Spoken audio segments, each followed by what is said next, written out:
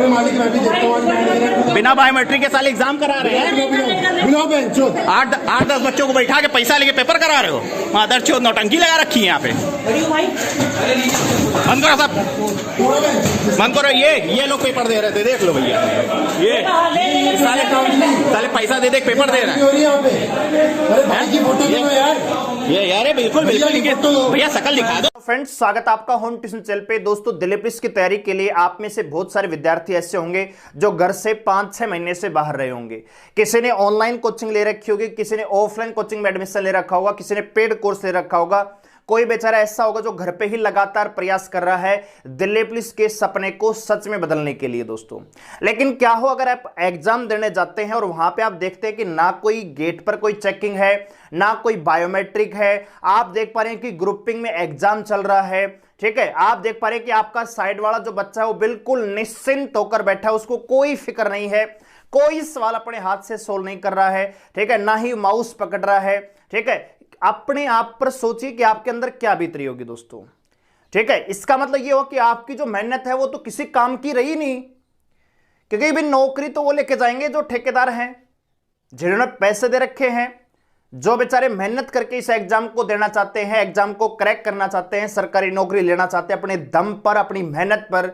उनका सपना मुझे लगता है कि ये पूरा नहीं होने वाला है, क्योंकि जिस प्रकार से एसएससी के इस एग्जाम में, दिल्ली पुलिस कांस्टेबल के एग्जाम में जिस प्रकार से धांधली और धोखेबाजी, नकलबाजी, ठीक है, ये चली हुई है, इससे साफ है एसएससी के जो पेपर हैं ऑलरेडी बिके हुए हैं दोस्तों। ठीक है, आपकी तैयारी का कोई फायदा नहीं है। ठीक है, आप देख रहे होंगे, आप में से बहुत सारे अभ्यर्थियों ने पेपर दिया भी होगा और बहुत सारे अभ्यर्थी देने भी वाले होंगे। दोनों के लिए ही मैं बात करने वाला हूं। सबसे पहले तो मैं इतना कहना चाहूंगा कि आप में से बहुत सारे अभ्यर्थी ऐसे होंगे जो मेरे खिलाफ होंगे और बहुत सारे अभ्यर्थी ऐसे होंगे जो मेरे साथ होंगे। कोई मुझे कांग्रेसी कहेगा, कोई मुझे बीजेपी वाला कहेगा, मुझे कोई फिक्र नहीं है। मैं केवल स्टूडेंट के हित में बात करना चाहता हूं, उन स्टूडेंट के हित में जिन्होंने वास्तव में अपने दम पर मेहनत की है इस एग्जाम को क्रैक करने के लिए। चाहे आपका एग्जाम बेकार गया है, चाहे आपका एग्जाम बहुत अच्छा गया है, लेकिन अगर आपने अपने दम पर इस रैंक को, जो आपने पेपर में अटेम्प्ट किए हैं, उसको अचीव किया है, तो वास्तव में यह काबिले तारीफ है। लेकिन दोस्तों, उनका क्या करें जो लगातार इस पेपर को लीक करवा रहे हैं। बाहर से ही हजारों किलोमीटर दूर बैठकर लोग इस पेपर को हैक कर रहे हैं कंप्यूटर को, लगातार वहां से बाहर सॉल्यूशन हो रहा है। ठीक है, आप अपने साइड में देखेंगे कि जो अभ्यर्थी पेपर देने वाला बिल्कुल आराम से बैठा है, उसके क्वेश्चन अपने आप चल रहे हैं, ऑटोमेटिक आंसर हो रहे हैं। ठीक है, आप देख पा रहे हैं कि कैंडिडेट की फोटो कोई और लगी हुई है, बैठा कोई और है एग्जाम में। ना कोई बायोमेट्रिक है, ना कोई चेकिंग है, ना कोई एडमिट कार्ड, ना फोटो का मिलान, कुछ भी नहीं है। ठीक है दोस्तों, तो ऐसे में आपने एक भर्ती का नाम सुना होगा, रेलवे प्रोटेक्शन फोर्स, जो पिछली बार भर्ती हुई थी, आरपीएफ एसआई की भी और आरपीएफ कांस्टेबल की भी। उसमें जो कट ऑफ थी ना दोस्तों, 120 में से 120 गई थी। उसका सबसे बड़ा कारण पता है क्या दोस्तों? इतनी बड़ी संख्या में धांधली हुई थी, हजारों करोड़ रुपए की वहां पे धोखेबाजी हुई थी, लेकिन स्टूडेंट ने, किसी ने आवाज नहीं उठाई, इसलिए वो भर्ती बिल्कुल पूरी तरह से कंप्लीट भी हो गई। और जिन्होंने वास्तव में मेहनत की थी वो आज भी बेरोजगार घूम रहे हैं, और जिन्होंने पैसे फूक रखे थे, जो धोखेबाजी से एग्जाम को देना चाहते थे, वो आज गवर्नमेंट जॉब कर रहे हैं। और यही हाल इस दिल्ली पुलिस की भर्ती में होने वाला है अगर आपने आवाज नहीं उठाई दोस्तों। अगर आपका पेपर बहुत अच्छा हुआ है तो दोबारा भी अच्छा होगा, क्योंकि आपकी मेहनत कभी खराब नहीं जाएगी। और जिनका पेपर खराब हुआ है उनको एक और मौका मिल जाएगा अपनी परफॉर्मेंस को सुधारने का। लेकिन दोस्तों, I personally suggest you, I personally recommend कि ये एग्जाम रद्द होना चाहिए। आप कहेंगे सर रद्द होने से क्या होगा? रद्द होने से उन लोगों की कमर की हड्डी टूट जाएगी जिन्होंने पैसे दे रखे हैं। ठीक है, जो दलाल होता है ना दोस्तों, वो एक बार ही पेपर पास करवाने का पैसा लेता है। अगर पेपर रद्द हो जाता है तो पैसे वापस नहीं मिलते हैं। यानी जिन बच्चों ने, जिन लोगों ने, जिन बेवकूफों ने पैसे देकर इस एग्जाम को क्रैक करने का सपना ले रखा है ना दोस्तों, उन सबके सपने टूट जाएंगे और सबके पैसे डूब जाएंगे।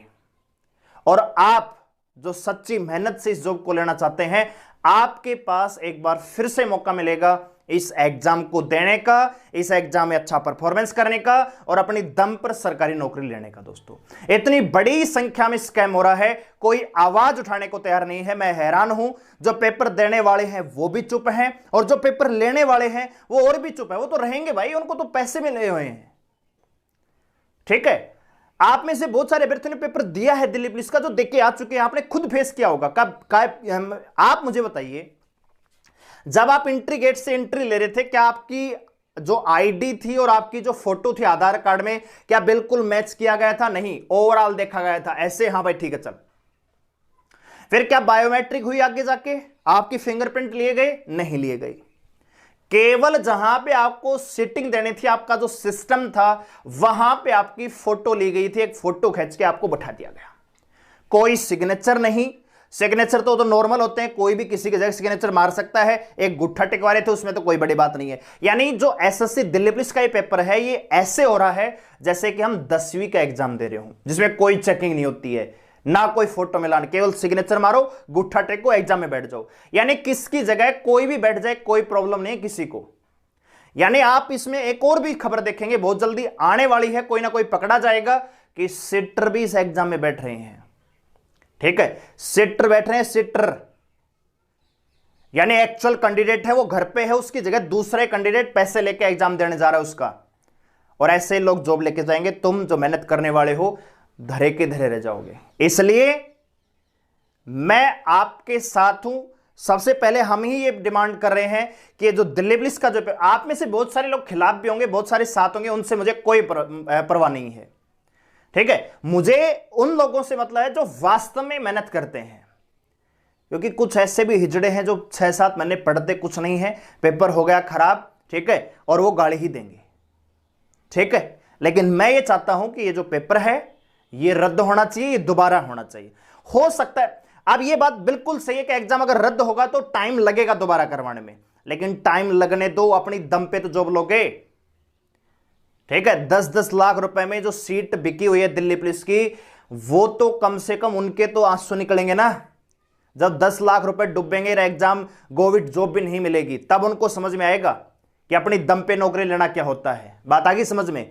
तो आप जितने भी, मैं जो यूट्यूबर हैं उनसे भी मैं कहना चाहूंगा, जिनका चैनल है, ठीक है, उनसे भी मैं कहना चाहूंगा कि इस मुहिम में साथ दीजिए, इस पेपर को रद्द करवाने की मांग कीजिए। बिल्कुल 27 तारीख से आज तक के जितने भी पेपर हुए हैं सारे के सारे रद्द होने चाहिए। ये नहीं कि किसी एक पर्टिकुलर सेंटर का एग्जाम रद्द कर दिया और फिर बस राम राम चैन चैन, ऐसे कुछ नहीं होगा दोस्तों। अगर ऐसे ही चलता रहा तो आपको दिल्ली पुलिस में सिलेक्शन लेने के लिए 100 में से 100 नंबर चाहिए। अगर आप में से जितने भी अभ्यर्थियों के 100 में से 100 नंबर है, आप इस मुहिम में शामिल मत होइए। अगर 100 में से 99 भी नंबर है ना आपके, तो आपको ये पेपर रद्द करवाना चाहिए, आपको इस मुहिम में साथ देना चाहिए। बात आ गई समझ में? तो जितने भी यूट्यूबर हैं मैं उनसे भी रिक्वेस्ट करना चाहूंगा, ठीक है, जितने भी बड़े यूट्यूबर हैं, जितने भी छोटे यूट्यूबर हैं, जो हमारे साथी हैं, उनसे मैं कहना चाहूंगा पेपर को रद्द करवाने की मांग कीजिए। ठीक है, और हमने आरटीआई मैंने डाल दी है, मैंने 4 आरटीआई डाली है एसएससी के ऊपर। ठीक है, 3 आरटीओ में अलग अलग सवाल हैं, लेकिन एक आरटीआई में मैंने स्पेशल पूछा है कि वाही बायोमेट्रिक क्यों नहीं हुई इस बार, क्या कारण रहा, और आपने भ्रष्टाचार को रोकने के लिए कौन से स्टेप इस बार उठाए हैं कि जो ऑनलाइन एग्जाम है बिल्कुल पक्षपात पूर्ण ना होकर एक स्पष्ट रूप से एक साफ सुथरा एग्जाम लिया जा सके। आपने ऐसा क्या कदम उठाया है एसएससी से, हमने ये पूछा है दोस्तों। ठीक है, और हम ये दोबारा आईटीआई डालेंगे कि ये जो सोलर ग्रुप पकड़े हैं, ये सीटर पकड़े हैं, इनके आगे क्या स्टेप है, उन बच्चों का क्या होगा जो वास्तव में मेहनत कर रहे हैं, क्या उनके लिए एसएससी ने कुछ सोचा है, या केवल जो पैसे लेकर दलाल है उनके बारे में ही सोच रही है? ये हमने आरटीआई में पूछ लिया एसएससी दोस्तों। लेकिन हम फिर से रेकमेंड करना चाहेंगे, आपको ये शामिल करना चाहेंगे इस मुहिम में कि इस एग्जाम को रद्द करना चाहिए। चाहे पेपर अब ये 2 महीने बाद हो जाए, कोई दिक्कत वाली बात नहीं है, हम दोबारा दे लेंगे, बच्चे दोबारा चले जाएंगे एग्जाम सेंटर पे। लेकिन जब सपने धरे के धरे रह जाएंगे ना दोस्तों, तब आपको ये बात याद आएगी कि यार हम तो मेहनत करते रहे, घर से बाहर रहे, कोचिंग भी किया, फलाना भी किया, धिकड़ा भी किया, सिलेक्शन नहीं ले पाए, और फलाने का लड़का कुछ आता नहीं है, अपना नाम नहीं लिखना आता, वो दिल्ली पुलिस में नौकरी कर रहा है। वो इसीलिए कर रहा है क्योंकि पैसे फूक रखे हैं। इसलिए अगर उनके पैसे आपको डुबवाने हैं, उनके आंसू, खून के आंसू अगर उनको रुवाना है, तो इस एग्जाम का रद्द होना जरूरी है। ठीक है, बाकी आपकी मर्जी है। ये एक यूट्यूबर होने के नाते मेरी वीडियो है, ठीक है, और आपको सजेशन है, आपको अच्छा लगे तो आप इस मुहिम में शामिल हो सकते हैं। ठीक है, क्योंकि बहुत सारे लोग तो मेरे खिलाफ हो जाएंगे, क्योंकि जिनका पेपर सही हो गया थोड़ा सा, तो वो तो मुझे गाली देंगे, क्योंकि उनका अगर रद्द हो गया तो उनका भी सपना धरा रह जाए, क्योंकि दोबारा परफॉर्मेंस करने की दम नहीं है ना। और जो वास्तव में जिनके सपनों में जान है, वो दोबारा भी परफॉर्मेंस कर लेगा और वो गवर्नमेंट जॉब लेकर रहेगा। लेकिन ये जो धांधली है, ये मेरिट को बढ़ाएगी, और अगर आपने इसको रद्द नहीं करवाया एग्जाम को, तो आप खून क्या आंसू रोओगे। और अगर आपने इस एग्जाम को रद्द करवा दिया, तो जिन्होंने पैसे दे रखे हैं, जो धोखेबाजी से लगना चाहते हैं, वो खून के आंसू रोएंगे। मर्जी आपकी है, चॉइस आपकी है। धन्यवाद, बाय बाय।